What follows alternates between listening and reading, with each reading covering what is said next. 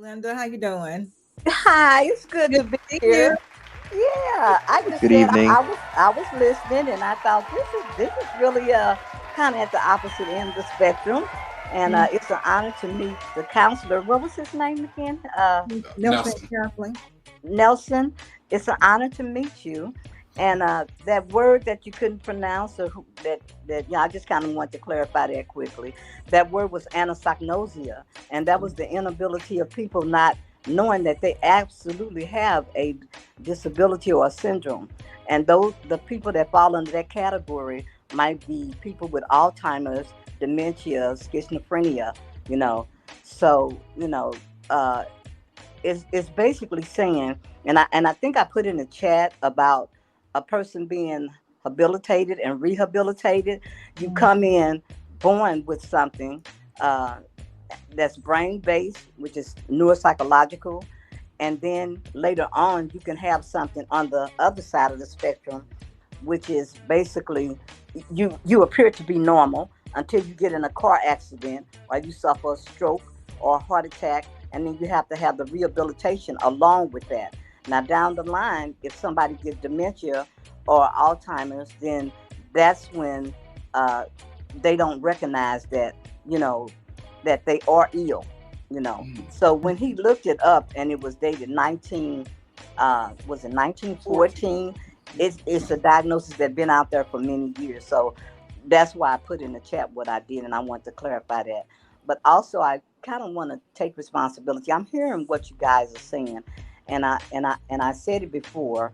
Um, I think if you face with your own mortality, the major interest wouldn't be whether a person liked me or not, because once you're faced with your own mortality, then that's not going to be a concern. None of these people are going to be here. And what a doctor does on the other side, on the medical side, you will not be able to escape. They will put you in a room, okay? They will put you in a room to make sure there's no window, because the window, you have an outlet, you can look out the window. They'll make sure that if that room, if your bed, they'll position you on the side where you can escape down the hallway, and they'll step to your face. Now, what happens is that day you face the truth and the trauma, and all the people along the way that you were concerned about liking or disliking you. Then you realize what has happened to your life. You're investing too much in other people's life. Even when I look down, when I go to a person's chat, I see the word like, dislike. Uh, do you want to save it? And then when I'm looking at it, because where I am in my life, I'm thinking, okay, what if I hit dislike? That could mess up some things because they've already configured, about the likes. But if I say somebody hit the dislike button, because everybody, the reality is everybody's not going to like you. You all see right. what you understand what I'm saying? But Mhm. you're constantly asking for likes, but you're constantly asking for validation too. So the concern for me is if you cannot validate yourself, Mhm. then nobody's out there going to validate you. And it happens in families, because even along the way, I heard you say earlier, Gail, about how it could be kind of distressful in families. But then along the way, you meet that logical family, like the team that Kevin Samuels built, a team of people logically that he may like. I don't know what his relationship was with his original family, but, there were people that those relationships that he gathered along the way might have been, a great strength. We look at things as um, this might be a weak part of me. But that weak part of you is somebody else's strength, you know. And so that's kind of what I kind of wanted to say tonight to the counselor, because the struggle uh, in the black, brown, beige community is sometimes, because he's in a rare, it's a rarity when you see somebody. That's why I really want to say something to him. When you go to somebody and said, okay, this person has a problem and we need to look at this problem, then, you know, you might get the throwback, well, then you just need to whoop his butt, or, you know what I'm saying? You need to get a hold of them. And, and I know that if you deprive somebody, if you isolate somebody, and if you punish, that is not going to alter the behavior, but the behavior is going to uh, get worse. It's going to manifest itself. And if you don't have somebody at that time there to talk to that person at that time, it's going to get even worse. Now, uh,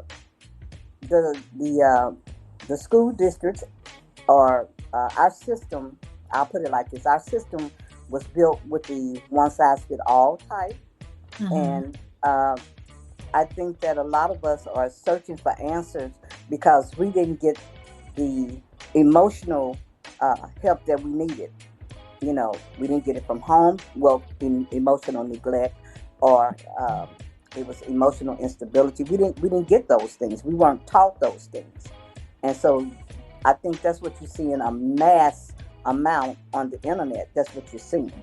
You know, like you say, you might look down, and because you have so many subscribers, and somebody say, "Ooh, if I can rouse her up, maybe I can get her to act out and get her subscribers," like you say. But the biggest thing of this is that all this is built on a system where somebody figured out, okay, I have a different process of thinking. So I'm going to make a system to have people at each other. You know, I'm going to collect off this system. And they, while they're at each other, then what is the bigger picture? And we're just seeing like kind of pieces of the puzzle, like the counselors, you're seeing kind of, you're not getting the whole picture. But then some people can't put that whole piece together. You understand what I'm saying? Mhm. They just can't, you know. And the young man, when when he talked about the medication, I was always puzzled because it's like you take somebody to get a diagnosis. Medication masks the diagnosis. We have a lot of false diagnoses out there because after so much amount of medication, even on the medical side, you're going to have side effects, and they're not treating the underlying factor. So you brought somebody in that might be taking, I don't want to say the medication, but you brought somebody in on a certain medication, and then you've got a false diagnosis. If you go to the doctor, and if you don't know how to breathe properly, you're going to be taking high blood pressure medicine because you didn't even learn how to breathe. Something like that. A lot of people don't know that. Yes, ma'am. You understand what I'm saying? Yes, ma'am. It's And gonna You're gonna be jacked up because you went in there, and I don't know what medication you started out with, but they do have psychotropic drugs. That increases the amount of the mindset for as I'm gonna take my life in the end. Because a lot of people that's on these medications, they they weren't suicidal, but they get to be suicidal Miss on the Karen, do you medical. work in the medical? Do you work in the medical field? I live on the flip side of the chart. That's where I'm coming from. My You no, experience. you are brilliant. Like you sound like a doctor. Like you're blowing Well, me away. what I'm saying to you guys is everything, and the reason why I'm coming to you all because I struggle with people in my age group for the simple fact that okay, I read at least 4 books. We read at least 4 to 5 books a week, from auditory to reading 2 books to 3 to 4 auditory books. It's mandatory because my value of life would be my, as you said, your TikTok, my mind to keep it going. Okay. As you get older, the mind decreases in value as the lead talks about value. So all of your value right now is because you feel that you're younger and you're invincible. I am faced with my mortality, so I'm looking at that. He says at 44 he's the wall. Well, hell, I might be over the dam. If that's the case. Because you're no longer worried about what somebody thinks. You're no longer uh, worried about how they perceive me. If you're faced with a diagnosis and somebody walk in the room and say you got 6 months, you tell me right then you ain't even got time to get your business in order. You got so much to learn. You have to advocate for yourself. If you can focus on what you need to do in your life both physically and mentally. As they say, if you tend to your own business, you don't have the time to tend to somebody else's, because medically and psychologically, socially, it's a lot. And you're going to lose a lot of people along the way. They're going to be shut down. You're going to shut them down. Yeah, because, like I said, if you're your best advocate, if I come in to you as and you're the counselor, I'm going to be documented up. I'm going to be documented to the nine, and I'm going to make sure that that person has not had any type of medication. So that way you can actually look at how that person really looks. You can't see what that person, he might, I went into the hospital and hell, I was describing a heart attack. And next thing I was being rushed down. I was like, wait a minute, I think I just ate some cabbage and this is, I'm not feeling Yes. good. Hey, get me out of here. I'm sorry. I didn't mean to tell you my jaw is hurt. I got a bad tooth on that side. I described every symptom of a heart attack. And there I was in ER, like, what the, you know? But Mhm. if you go, and I'm saying, if I come to you and you're the counselor, I'm going to be documenting up and I'm going to tell you what my observation was on this person. If this person is depressed, and you described Gail perfectly when you said they keep apologizing, they keep going back. They are unaware that they have this particular disability. Mhm. To the counselor, if you go and seek out Dr. Byron Rourke, he's one of the expertise in the neuropsychological field. And I thought about it when I was sitting here, and I said maybe um, what I'm talking about is brain based, and it deals with the central nervous system. So a lot of times, people, just like when people have tics, I noticed that when people came up, I know that they have tics because I've looked at it. If I understand what tics are, you understand what I'm saying? I know that. My environment, like I say, I am from the opposite end of the spectrum. And if a doctor says to me, and this happened to me recently, he says, well, you're challenging, and doctors are big time narcissists because, you're not supposed to challenge their To challenge expertise because they're the physician in charge. Okay. And so them. this is what I did. He said, well, I don't understand why we're having this conversation. I said, well, we're having the conversation because you're not going to make a unilateral decision on my life. He said, I don't think you know that I came from Johns Hopkins. I said, well, I got a surprise for you. What you talking about, I actually know. I pulled off my shirt and I say, who's missing the body parts? I'm the damn expert, okay? So bring it. Let's bring this. Let's talk about it. So I had already knew from that point, that what type of medication I wanted to take, what my treatment plan was. I knew that even before going to surgery, that I'm allowed to put my blood, and people don't know this. You're allowed to. I'm not trying to be Arthur Ashe. I put my damn own blood prior to 2 weeks. Make sure you don't eat no onions. Make sure you don't have no garlic, because those are blood thinners. And these are things that I want you all to be looking at your life as a whole, because you're not going to have time to be over there worried about somebody else. When they say time adjustment at work, ain't nobody, you can't get a time adjustment on your life. Okay, I didn't have nobody to even come to work and say, I will take your time and come in for you. If you up there battling something deadly, ain't nobody coming in for you. That's your head hung over the toilet voided 20, 30 times. That's you. Where's the crew? Where's that crew? And then you realize you've done all these things in your life for all these people, and you're it. Now, if you've given all this love away, you don't have enough strength left to fight your own battle. You're going to die. We're going to die anyway, but you're going to die a little bit sooner. That's what I'm saying. So to the counselor, yes, this is my wheelhouse. That's why I want to come up, because this is what I live. This is what I know. And this is what, and I'm not being psychotic or narcissistic about it, because once you have that imprint, and the guy was talking about grief and all of that, then you better go call a thanatologist, because that is the expert in that field for grief therapy. You understand what I'm saying? Our Mhm. nation right now is totally grieved. Nobody, all these people couldn't have died, and nobody's, they worried about this person down the street. if our nation lose the empathy, then we're going to lose subscribers too. We're going to go darker than the dark web, because we've lost everything. We've lost our children. You know, the first people out that they said in that invisible virus was be 65 plus and anybody that had a pre-existing condition. So when you're grabbing that money back, who the hell you going to give a money back to? If you're talking about generational wealth, who's going to be left? What generation you going to give it to? So that's why I cammed up. Yeah, you know I love you. You know love you, Miss Linda. You know I'm just a little beast. Sometimes certain types bring out the beast and the best.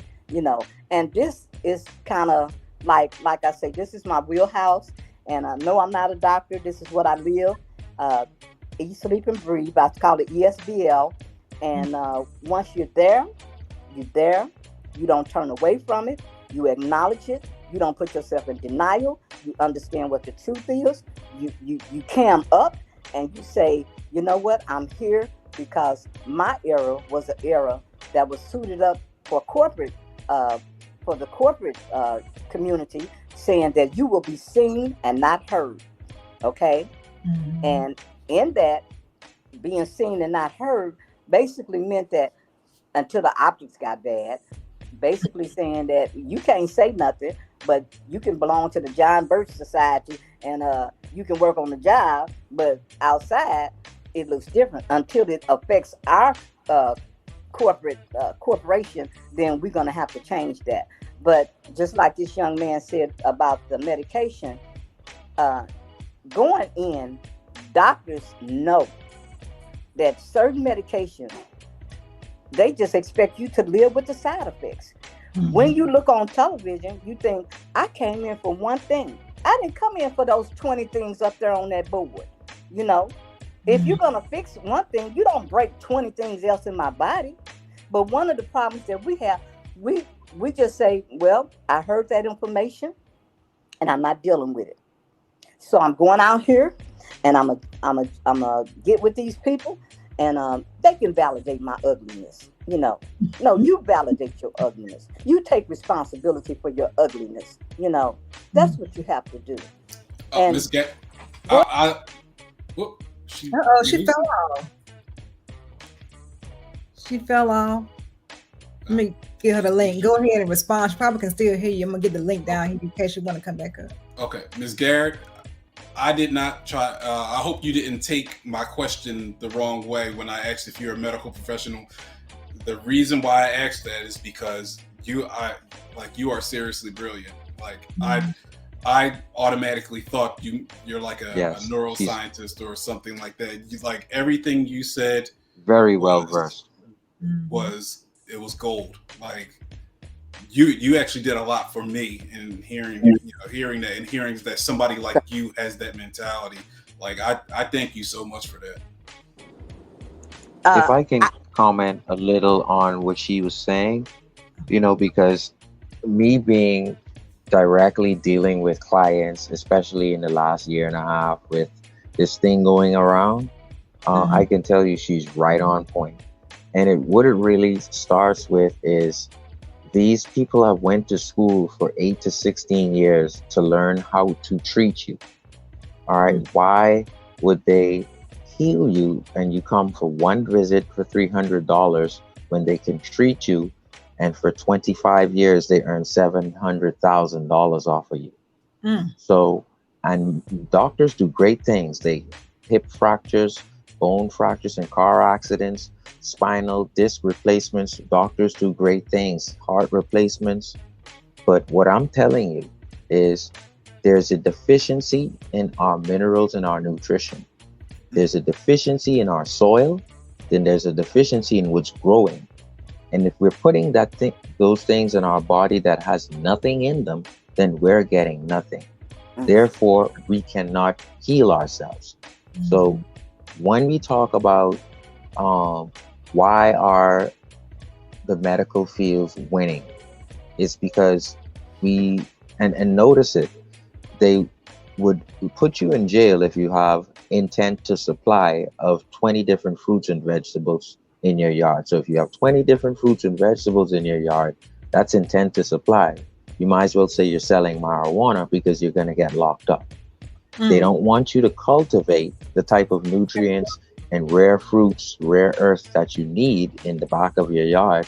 They would deem you breaking the law as versus you supplying your own self with the right vegetables and right compost growing food that you need. And notice the government is afraid of you doing that, but they Because would your lock rainwater. you up if you're not on medication. So it's, Mm. and it's very sad. But there is, like I said, there is a way out. Mhm. The way out is to learn that you need nutrition every day. You need all of the enzymes. You need the flora that's supposed to be in that soil. You need the fungi that's supposed to be in the soil. Some of the soil have less than 1% uh, nutrients in them and minerals because everything is built metro city around us. So dams were built in the Louisiana, Mississippi area and all about. So there's a more supply of electricity. So there's no mountains that can flood and bring minerals back into the soil. Mhm. So all this Mansoto and, like I said, insecticide and GMO. what we suppose exactly. So what we supposed to be doing, they're glad that we are not educated about it. Therefore, we get the ARR insurance or medical card, and they're happy. Mhm. They're happy we're uninformed, uneducated, and we still love sugar. We still love gluten. We It's still a love drug. um, exactly. So they're very happy of that. Mm-hmm. And they don't want us to be educated because then I will go to the doctor for one visit and he would heal me as opposed to treat me with a pharmaceutical prescription. And then he won't see, he would get $300 one time from me. They lose if they do it that way. So that's just, she's totally right. Mm-hmm. Like I said, you can't even catch rainwater. That's against the law as well. I'm like, you know, they really trying to keep us from being self-sustainability, to keep us from being independent of being able to feed ourselves. And I can go deeper because what it really has to do with, as we all know on this panel, where atoms and where electrons and protons and where electricity. So that rainwater will go directly to the alkalinity that you need. And I'm sure Nelson also can compound on that. Yeah, yeah. Um, You and Miss Garrett are the geniuses in that. I stick to mental health. Y'all blow me away. No, Nelson. No, no. I'm basically saying here is that I when this invisible, crisis came, black, brown, beige, we faced. We died. I mean, it was like you didn't need to go to war, a nuclear weapon. That was the weapon, and it still continues to be the weapon. But do you ever remember anybody coming to your door during this whole time of your life saying that we're going to teach you how to eat?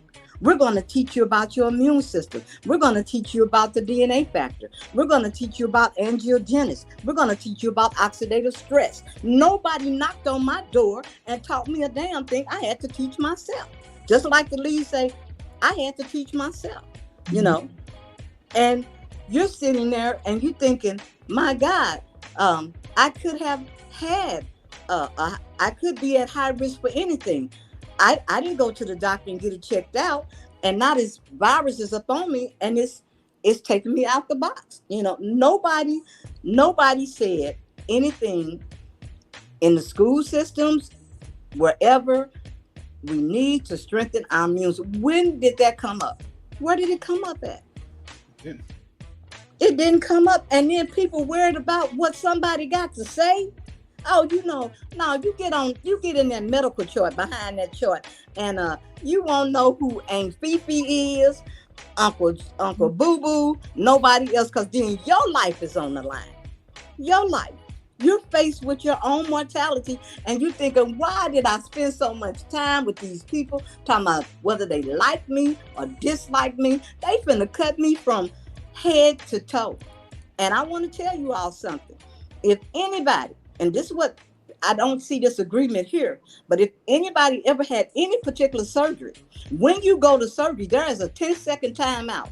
That 10-second timeout, like, when somebody say, well, so and so died, let's give a moment of silence to this person. That 10 seconds timeout is that everybody in that operating room takes 10 seconds for a moment of silence, and we all agree. Now, why come we can't take a 10 seconds of silence and all agree? You see what I'm saying? What happens? But we're not all agreeing. We're at each other constantly. And my thing to you all tonight, what a person says can't kill you. It may work on your self-esteem, but that's what you got to work on for you. You don't let them work on that. You don't let them strip you of that. And the counselor said something. He said, narcissists can get in. Well, if you know a narcissist, if you can identify those 9 narcissistic people or live with a narcissist, or then they can't get in. But you got to remember one thing about a narcissist: you are not a human being to a narcissist. You just a damn tool. A tool. You just a tool. If you can remember that, you ain't got to remember nothing else. You will feel it. You will be raked over the coal. You're gonna be raked over the coal. You're not. They will never ever look at you as a human life. They have no empathy. They have no compassion, and they have no support. And the toxic narcissist is the most dangerous narcissist, because they will do anything, and you're not going to stop them. This shit'll be like fatal attraction on you. That's what that narcissist will do. And then they hop over to the top of the grain, a psychopathic narcissist who will kill. Those are your serial killers. Now, I lived in a unique neighborhood, okay? And I'll tell you something. Sometimes bad behavior ain't so bad. Remember I said rejection ain't bad? It ain't bad. When people show you bad behavior, just learn from that bad behavior. Pin that bad behavior. Because sometimes we're so busy stereotyping people that the red flag is right in our face. You ignore the red flag. And that's dangerous. You ignore the red flag. Like I said, I have went in and where women didn't support me. They didn't, no, because I wasn't dying fast enough. My hair hadn't fell out. I wasn't missing my eyebrows. And then that why me? Guess what that why me was? Well, I'm better than you because I'm an attorney. And so I think I should be alive. And who are you? Okay. Well, I told him, if you can survive the blackness, then hell, this ain't nothing compared to the disease. Because you might have a special card, a privilege card, but you ain't got no privilege when it comes to death. Mm-hmm. Okay? Privilege that. So I can get a little beastie, you know what I'm saying? But I just want you all on point and to stay focused and don't worry, because I have held too many people's hand exiting this life, and it wasn't pretty. And the consensus on those exits, they all said the same thing. They all said, I wish I had spent the time doing the things in my life that I needed to do instead of satisfying everybody else, instead of worrying about what everybody else said about me. And so now here comes the priest giving me my last rites. Mm-hmm. That's it. So you all, please don't waste no more energy on the BS, because that's all it is. It's a difference. If you were the unit and you were saying, like I said, Marines out first, hoorah, simplified, loyal to your country, loyal to yourself, and you don't even hear loyalty unless you're in the service. And they're going to take it to a different phase, because those guys are going to do they're not going to come home and even ever talk about what they did, for the simple fact that if you are a United States Army person, Marine, or whatever, if they said I killed somebody, you're never going to look at them the same way. So they're never going to tell you that. You understand what I'm saying? They're never going to share that with you. Now you're going to have some kind of idea about the behavior. You'll have an idea if you're living with them, but they will never tell you that. It's going to be totally different. And that's the struggle with mental illness, because people can talk about a physical illness, but they have to be shamed and cannot talk about a mental illness. Because it's all about judgment, the perception. I'm going to be judged if I say, oh, I'm bipolar. Oh, I have a social incompetency disorder. Oh, you socially incompetent? Yep. It could be Asperger. It could be pervasive developmental delays. It could be autism. But they can't go out there and tell somebody that, because you're going to judge them and you're going to exclude them. And isolation in this format is the kiss of death.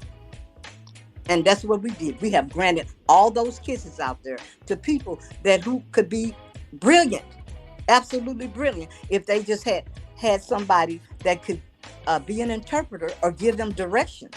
You saw it in Johnny Depp's trial. And hell, just recently you saw people helping him out the car. I hope Johnny lasts through the year, because most of the time, most people, when they get everything they want, then they gone. You saw it with Prince. You saw it with Whitney. You saw it with all these people. Amy Winehouse. Boom, they gone. And even with Kevin. Everything. Now you think about that man brought the strongest lesson to this site. And I don't even think you all see it. No, you don't see it. I'm gonna see it. Okay? He gave his all, and it cost him his life. Now, if you all can't learn from that lesson, if you all can't step back from that, then it's going to cost you yours. It's going to cost you your life. So that's my take on it. And I love coming through the neighborhood. They fluff my wig up. Maybe it's because I didn't say mucho gusto. I get angry when I don't see the lead. You're supposed to lead. He was in here earlier. You missed him. Darn it. But that's okay. He waiting for me at the sauna. Then we hit the sauna waiting on you. But I thank you all for letting me come through the neighborhood and speak my little piece.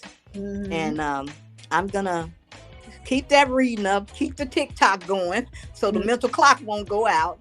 And like I say, once you learn what your high value is, and once you learn that high value, ain't nothing's gonna get in your way.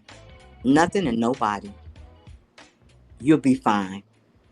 You gotta validate yourself, because the people that's out there now, they don't have the validation, and they're looking for it, and they're attaching themselves to all sorts of behaviors because they want to be important. They want to be heard. They need that attention. They lack the love. And the biggest part is they don't love themselves. So you can't deal with nobody that don't love themselves. You think you're gonna help them? Nope. You're not gonna help them. That's if anybody come to you tonight, the first question you need to be laying out is, so what have you done so far to help yourself? Have you taken any actions? Have you seen any doctors? What are you doing? Because even if you're a mentor, you don't let them wear you down. Right. So I'm gonna go, and I love you guys, and thank you for having me on. Thank you for coming through, Miss Gary. You always coming up with bombs on us. Hey, I got a bunch of them because, like I said, still here. Still got some bombs to drop. Still good to see you. Hey, Vidal, how you doing? Hey, Gail, how you doing? Doing good. Bomb real quick. We will be seeing us real soon. All right. We'll see you next time then. See you next time. All right. That woman is seriously brilliant. Yeah, all right. I didn't know. Yeah, I didn't. I've never heard her on there before. She is. Why does she should have her own channel? Like we waiting on her. We've been on her own channel. She's been up here on this panel, I think, twice. Always just dropping the bomb. seriously amazing. Like to know so much information across different fields and linking it all together the way she can. She is special. She really is. This is Gail at Night. Thank you all for watching and thank you for supporting. Be sure to click the like button and subscribe, hit the notification bell, and set the bell to all.